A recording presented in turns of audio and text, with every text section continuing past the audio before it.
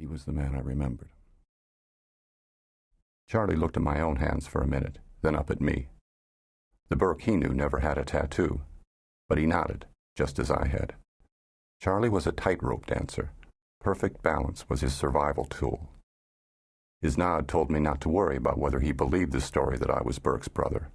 By him, it was true enough. Where we live, that's the same as good enough. It's a nice story, I said, watching as he lit his third cigarette of the meat. Burke was a heavy smoker. Me? I don't smoke. Except when I need to convince someone out of my past that I'm still me. It's not my story, Charlie reminded me. Your brother. He was an ace at finding people. Best tracker in the city. I figure he must have taught you some things. Charlie never invested himself emotionally in any matches he made. He was way past indifferent. As colorless as the ice storm that grayed the window of the no-name diner where we were meeting. But Charlie had something besides balance going for him. He was a pure specialist, a middleman who never got middled. What that means is, Charlie wouldn't do anything except make his matches. Everyone in our world knows this, and for extra insurance, Charlie made sure he never knew the whole story. So if he got swept up in a net, he wouldn't have anything to trade, even if he wanted to make a deal. Sure, he could say a man told him about a problem, and he might have given the man a number to call. He liked the guy, even if he'd only met him that one time. Felt sorry for him. In Charlie's vast experience, drunks who babbled about hiring a hitman were just blowing off steam. You give them a number to call? Any number at all, even one you remembered from a bathroom wall. It helps them to play out the fantasy, that's all. What? You mean his wife's really dead? Damn. I guess you just never know, huh, officer? This guy. He must not be in a hurry, I said. I wouldn't know, Charlie replied, his mantra. It's been 3 weeks since you reached out. Yeah, it took you a long time to get back to me. I figured with the phone number being the same and all.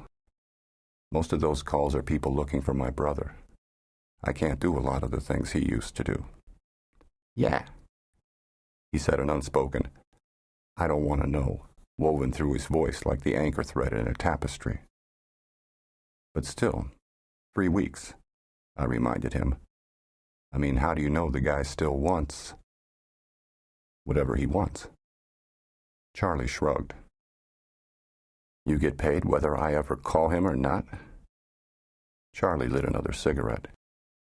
He knows these things take time. You don't call, someone else will.